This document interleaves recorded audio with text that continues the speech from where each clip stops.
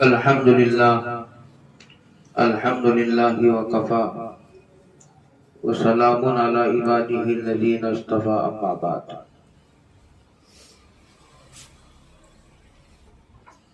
اعوذ باللہ من الشیطان الرجیم، بسم اللہ الرحمن الرحیم۔ یرفع اللہ الذین آمنوا منکم والذین اوتوا العلم درجات واللہ بما تعملون خبیر۔ صدق اللہ مولانا العظیم۔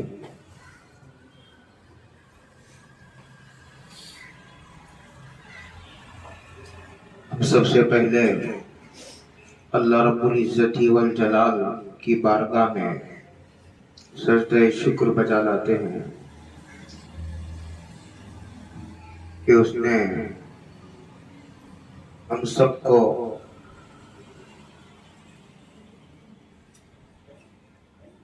اس غور و فکر کے لیے جمع فرمایا۔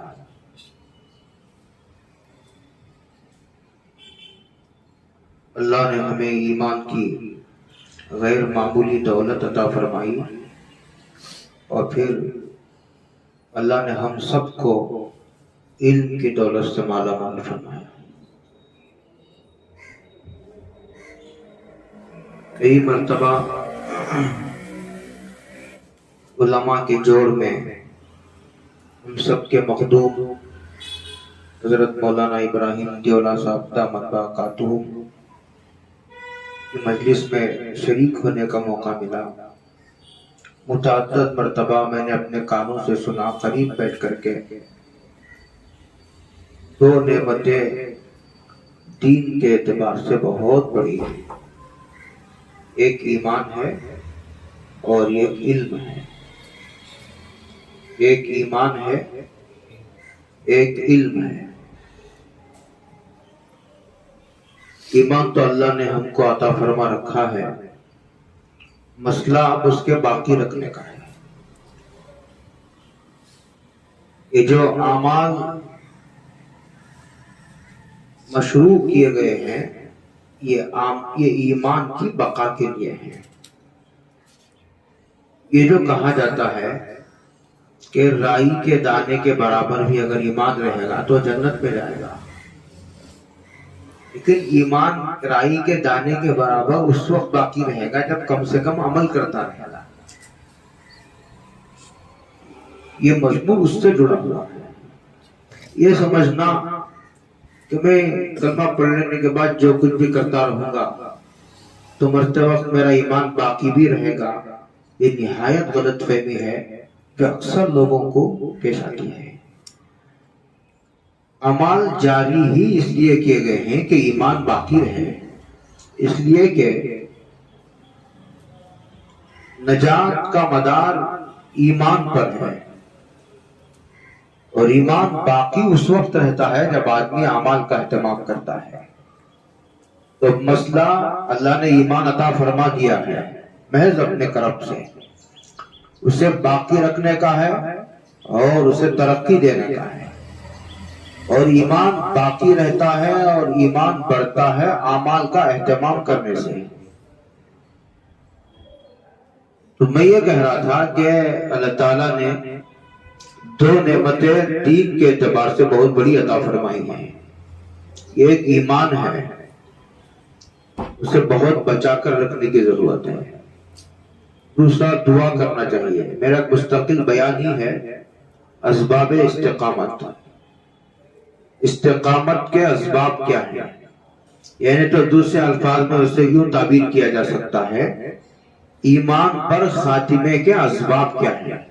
یہ بیان ہے میرا، غالباً یہ کہ 2 جمعہ کا بیان ہے، وہ یوٹیوب پر ہے، اب دیکھ لیں۔ 18 20 22 اسباب، بہت اسباب ہیں۔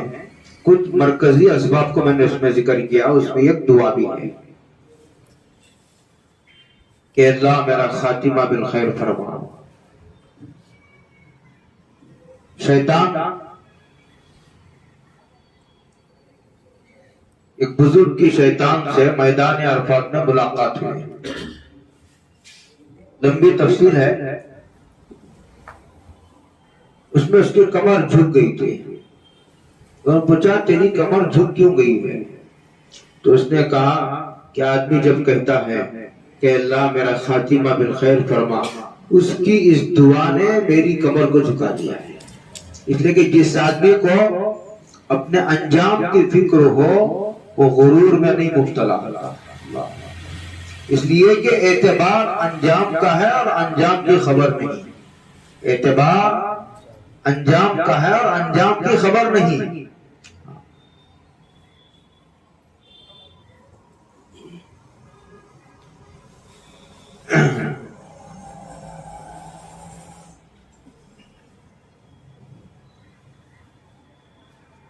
شاید مجھے یہ تکبر کی سزا ملی ہے. کسی شاعر نے کہا ہے شاید مجھے یہ تکبر کی سزا ملی ہے، بہت جوش سے ابھرا تھا اب ڈوب رہا. بہت جوش سے ابھرا تھا اب ڈوب رہا. دوسری سب سے بڑی نعمت دین کے اعتبار سے وہ علم ہے.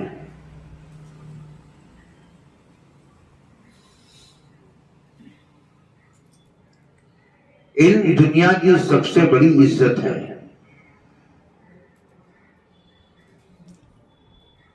اور جہالت دنیا کی سب سے بڑی ذلت ہے. میں جو حج کو گیا کئی دعائیں کرتا تھا. ایک دعا ان دعاؤں میں سے بڑی جو اہتمام سے کرتا تھا وہ یہ بھی تھی کہ اللہ جہالت کی ذلتوں سے نکال کر علم کی عزت عطا فرما. روزی تو بقدر مقدر ہے، علم محنت سے آتا ہے. آدمی کوشش کرتا ہے تو پھر اللہ علم عطا فرماتے ہیں. مطالعہ کرنے سے صرف علم نہیں آتا، علم کے لیے صرف مطالعہ کافی نہیں. مطالعہ سبب علم ہے، علم نہیں. جیسے دوا آدمی لیتا ہے، دوا سبب شفا ہے، شفا نہیں. آدمی دکان کھول کر بیٹھتا ہے تو وہ سبب رزق ہے، رزق نہیں. رزق تو آسمانوں سے نازل ہوتا ہے، شفا آسمانوں سے نازل ہوتی ہے، علم آسمانوں سے نازل ہوتا ہے. شادی آدمی کرتا ہے، نکاح کرتا ہے. نکاح اولاد کا سبب ہے. نکاح بچے نہیں دیتا، بچے اللہ دیتا ہے، لیکن نکاح سبب اولاد ہے. اس لیے آپ نے دیکھا ہوگا بے شمار لوگوں کو نکاح کرنے کے باوجود بھی بچے نہیں ہوتے. اگر نکاح بچے دیتا تو بچے ہونا چاہیے تھا. پتا چلا کہ نکاح بچے نہیں دیتا. کئی لوگ دکان کھول کر بیٹھ جاتے ہیں، گاہک ہی نہیں آتے. اس لیے کہ گاہکوں کا دل اللہ کے کنٹرول میں ہے. یہ نہیں سمجھتے نادان. دکان کھول کر بیٹھ کر نمازیں چھوڑتے رہتے ہیں اور روزی کا انتظار کرتے ہیں. ان کو یہ نہیں پتا کہ دکان کھول کر بیٹھنے کے بعد بھی گاہکوں کے دلوں کو متوجہ کرنا یہ اللہ کے قبضے قدرت میں ہے. تو میں کہہ رہا تھا کہ دوسری سب سے بڑی نعمت دین کے اعتبار سے وہی علم ہے. اللہ نے ہم سب کو عطا فرما رکھی ہے. ایک تو دعا کرنا، اور علم آتا ہے علماء کی صحبتوں سے. علم تین راستوں سے آتا ہے. ایک علم پڑھ کر آتا ہے کہ آدمی پڑھ کر خود سمجھے قرآن میں کیا ہے، حدیث میں کیا ہے. اسی لیے امام کو، جو آپ میں سے جو مدرس ہیں، ان کو کتابوں کے مطالعے کی عادت ڈالنی چاہیے. بعض جو امام ہیں وہ بیانات سن سن کر بیان کرتے ہیں. سننا چاہیے، اس کا بھی ایک نفع ہے. معلومات ہوتی ہیں، لب و لہجہ آدمی کو آ جاتا ہے، واقعات ملتے ہیں، اس میں مثالیں ہاتھ آ جاتی ہیں، اشعار مل جاتے ہیں. ٹھیک ہے، اس کا بھی ایک نفع ہے. لیکن اسی پر اکتفا کرنا غلط بات ہے، غیر ذمہ دارانہ بات ہے. مطالعے کی عادت ڈالنے سے آدمی کے معلومات میں پختگی پیدا ہوتی ہے. آدمی ایک بات کو پورے شرح صدر کے ساتھ پیش کر سکتا ہے، اس کے غلط اور صحیح ہونے کو پہچان سکتا ہے آدمی. ایسا نہیں ہو سکتا کہ ایک آدمی جو ہے وہ امام ہو اور مطالعہ نہ کرتا ہو، اس سے عوام کو کوئی نفع نہیں ہوتا. ایک آدمی مدرس ہے وہ مطالعہ ہی نہیں کرتا، مطالعہ نہ کرنے والا مدرس ہے تو اس کے طلبہ کو کوئی نفع نہیں ہوتا، اس لیے کہ استاد کے پاس ہی قابلیت نہیں ہے، اور کیا بچوں کی تربیت کرے گا، رہبری کرے گا، اس کی کیا ذہن سازی کرے گا۔ لوگوں نے سمجھ لیا ہے کہ جس کے جمعہ پڑھانا ہے اسی کو مطالعہ کرنا ضروری ہے، ایسا نہیں، مطالعہ تو اپنے عمل کے لیے ہوتا ہے، اگر بیان کرنے کا موقع آ گیا تو بیان بھی کریں گے، لیکن سب سے پہلے مقصد اور نیت یہ ہونی چاہیے کہ اس مطالعے کا ہمیں نفع ہوا، ہم عمل کرنے کے لیے مطالعہ کر رہے ہیں۔ تو سب سے پہلے علم آتا ہے آنکھوں کے راستے سے، آدمی خود پڑھ کر سمجھے، اور دوسرا علم آتا ہے کانوں کے راستے سے، آدمی سن کر علم آتا ہے، علماء کے پاس بیٹھے گا، سنے گا تو علم آئے گا۔ تیسرا آدمی پوچھ کر علم حاصل کرتا ہے۔ حضرت ابن عباس سے کسی نے پوچھا کس چیز نے تم کو بڑا عالم بنا دیا؟ حضرت ابن عباس صغار صحابہ میں سے تھے، چھوٹے صحابہ میں سے تھے، ان کی عمر حضور کے انتقال کے وقت بہت زیادہ نہیں تھی، تو حضرت ابن عباس نے عجیب جواب دیا، فرمایا من لسان سعور وقلب فہور، کثرت سے سوال کرنے والی زبان نے مجھے بڑا عالم بنا دیا۔ تو تین راستوں سے، یہ پڑھ کر، ایک سن کر، ایک پوچھ کر علم آتا ہے۔ اتنی بات سمجھ میں آ گئی؟ اب آئیے قرآن کریم کی اس آیت کی طرف جس میں اللہ نے کیا عجیب نقشہ کھینچا ہے کافروں کا، منافقین کا۔ کہا سم بکم عمی فہم لا یعقلون، یہ بہرے ہیں، بہرے سنتے ہی نہیں، عمی اندھے ہیں، دیکھتے بھی نہیں، خود دیکھنے کی صلاحیت نہیں، اندھے ہیں، اور بہرے ہیں، کوئی پکارتا ہے تو سنتے بھی نہیں، اور بکمن گونگے ہیں، پوچھتے بھی نہیں، نہ حق کی گواہی دیتے ہیں نہ پوچھتے ہیں۔ سمجھ میں آگی بات آپ کو؟ نہ خود پڑھتے ہیں، نہ سنتے ہیں، نہ پوچھتے ہیں۔ سمن بکمن عمی، یہ کافرانہ شیوا ہے، یہ منافقوں کا طریقہ ہے۔ اس لیے ہم کو چاہیے علم بڑھانے کے لیے ہم سنیں، پڑھیں، اور علماء سے جو معلوم ہے پوچھ کر اپنا علم کا ذخیرہ بڑھائیں۔ تو چند دن کے بعد آدمی ایسا محسوس کرے گا کہ مجھے کافی علم آ گیا، اور مشورہ کر کے مطالعہ کریں۔ تو بات یہاں سے چلی تھی کہ قرآن کہتا ہے کہ ہم نے علم والوں کا درجہ بڑھا دیا ہے۔ اللہ تو کہہ رہے ہیں کہ ہم نے تمہارے مقام و مرتبے کو بلند کیا ہے، اور یہ مدرسے سے پڑھنے والا حافظ اپنے آپ کو ذلیل سمجھ رہا ہے۔ اللہ تو کہتا ہے کہ ہم نے تمہارے مقام کو بہت بلند بالا کر دیا ہے، بادشاہوں سے بھی بڑا مقام ہے ان کا، مالداروں سے بھی بڑا مقام ہے ان کا، سرمایہ داروں سے بھی بڑا مقام ہے ان کا، ان کے پاس خزانے ہیں، ڈگریاں ہیں، اس لیے کہ علم آسمانوں سے نازل ہونے والا علم ہے۔ ٹھیک ہے؟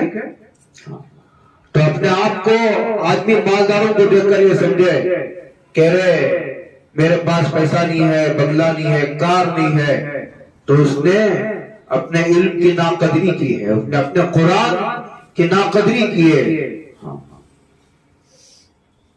روزی تو بقدر مقدر ہے، وہ تو مل کر رہے گی، لیکن میں صبح کہہ رہا تھا آپ حضرات میں سے بعض حضرات نہیں تھے، اس لیے اس میں بعض باتیں دہرائی جا رہی ہیں کہ جس طرح موت آدمی کا پیچھا کرتی ہے، روزی آدمی کا پیچھا کرتی ہے، اس طرح موت آدمی کا پیچھا کرتی ہے، روزی بھی آدمی کا پیچھا کرتی ہے۔ وہ اس کی مقدر کی روزی اسے مل کر رہے گی، وہ کہاں جائے گی؟ اب ایک آدمی صرف روزی کے مسئلے کو لے کر بیٹھ گیا، پریشان ہے، اور روزی کے اپنی ضرورتوں کی وجہ سے یہ لائن ہی چھوڑ دیا، اور وہ مکتب چھوڑ دیا، مدرسہ چھوڑ دیا۔ یہ ایک بات اور کہہ دوں آپ حضرات کے علم کے لیے کہ بعض لوگ یہ آ کر سناتے رہتے ہیں میری تنخواہ صرف 10,000 ہے، 12,000 ہے۔ ٹھیک ہے، کمیٹی والوں کو توجہ دینے کی ضرورت ہے، ہم جہاں بھی جاتے ہیں کمیٹی والوں کو توجہ دلا کر آتے ہیں، ان کو الگ سے ہم بات کرتے ہیں، لیکن ہم طلباء کو یہ کرتے ہیں کہ تم یہ بات سمجھ لو اچھی طرح کہ تمام روزی کا تنخواہ کے راستے سے ملنا ضروری نہیں ہے. دیکھتے بے شمار روزی کا بہت بڑا حصہ ایسا ہے جو تنخواہ کے علاوہ کے راستے سے ملتی ہے. روزی کا جس کا بہت بڑا حصہ ایسا ملتا ہے، فلاں نے دے دیا لا کر کے، اس کا کوئی تعلق نہیں ہے. ایک آدمی نے آ کر کے کہا حضرت یہ ہماری طرف سے رکھ لیجئے، آپ انتظار نہ کیجئے اس کا. لیکن میں بتا رہا ہوں کہ روزی کا ایک بہت بڑا حصہ وہ ہے جو تنخواہ کے علاوہ کے راستے سے ملتا ہے. اللہ لوگوں کے دلوں کو مجبور کرتے ہیں کہ تم خدمت کرو، اللہ کر دیتے ہیں. یہ سب سے بڑی دولت وہ ایمان ہے، دوسری علم ہے. اللہ نے ہم کو دونوں عطا فرمایا ہے، لیکن اس علم کو بڑھانا ہے. بڑھانے کا طریقہ بتا دیا میں کہ مطالعہ کرو، پوچھو اپنے اساتذہ سے، علماء سے، اپنے علاقے کے علماء سے جڑے رہو، اپنے علاقے کے مشائخ سے، بزرگوں سے جڑے رہو. ایک تو پوچھنا، سننا، پڑھنا، تینوں کرو. تینوں راستوں سے علم آئے گا. کریں گے انشاءاللہ. یہ سب کرنے کے بعد پھر دعا کرنا، تو اللہ پھر علم بھی عطا فرماتے ہیں، فہم عطا فرماتے ہیں، اللہ علم میں برکت عطا فرماتے ہیں. کریں گے انشاءاللہ. اور دوسرا، بہت ساری باتیں انشاءاللہ ترتیب بار آتی رہیں گی. دوسرا، اپنے اساتذہ سے جڑو. اپنے اساتذہ سے جڑنے سے تمہاری علمی کمزوری دور ہوگی. تم لوگوں کی رہبری کر سکو گے. اور تم جن لوگوں نے تعلیم چھوڑ دی ہے، حافظ لوگوں نے ایک بار چھوڑ دی انہوں نے تعلیم، اب خدمت میں لگے ہوئے، کوئی مدرس ہے، کوئی امام ہے، اس کو مایوس ہونے کی ضرورت نہیں. وہ اب بھی عالم بن سکتا ہے، وہ اب بھی اردو کا عالم بن سکتا ہے. ایک عربی کا عالم ہے، ایک اردو کا عالم ہے. اردو کی کتابیں پڑھ کر وہ کم سے کم اس کو اتنی فہم آ جاتی ہے کہ صحیح کیا ہے، غلط کیا ہے. ہاں، اس کے دل میں سلامتی وہ پیدا کر سکتا ہے، اپنے فہم میں پختگی پیدا کر سکتا ہے. اپنے اساتذہ سے جڑو. میں نے صبح بھی کہا تھا ایک مصرع، پیوستہ رہ شجر سے امید بہار رکھ. پیوستہ رہ شجر سے امید بہار رکھ. درخت کا جو پتا اپنے درخت سے ٹوٹ کر گر جاتا ہے وہ 2 گھنٹوں میں سوکھ جاتا ہے. اسی لیے جو صلاحیت ہے وہ ہے، جو نہیں ہے اس کمزوری کو دور کرنے کی کوشش کرو. اپنی صلاحیت پر اکتفا نہ کرو، بڑھاتے چلے جاؤ. اس طرح روزی بڑھانے کی فکر ہے، صلاحیت کو بڑھاؤ، اس کے اسباب اختیار کرو، تو انشاءاللہ تمہاری صلاحیت بھی بڑھے گی، قابلیت بڑھے گی، تم لوگوں کو نفع پہنچانے کے قابل بن جاؤ گے. ورنہ لوگوں کو کوئی نفع نہیں ہوگا. اس لیے کہ میڈک کنویں میں رہ کر ایسا سمجھتا ہے کہ پوری دنیا یہی ہے. جب آدمی بڑے علماء سے کٹ جاتا ہے، چھوٹے علم پر قانع ہو جاتا ہے. اور جس دن آدمی یہ سمجھ لیتا ہے نا کہ اب مجھے علم آ گیا ہے، تو اس کی ترقی رک جاتی ہے. اس کی ترقی رک جاتی ہے، اور جب ترقی رک جاتی ہے تو تنزلی شروع ہوتی ہے. سمجھ میں آئی بات؟ یہ اب بس ہے اتنی بات. پھر تھوڑی بات کریں، 10 منٹ کی بات کریں. توجہ سے بھی سنیں گے. اب اس کے بعد کھانا کھائیں گے انشاءاللہ. اس کے بعد جو ہے آرام کر لو. اثر کے بعد تھوڑی پھر صبح تک چلتے رہے انشاءاللہ. اللہ توفیق عطا فرمائے. سبحان اللہ.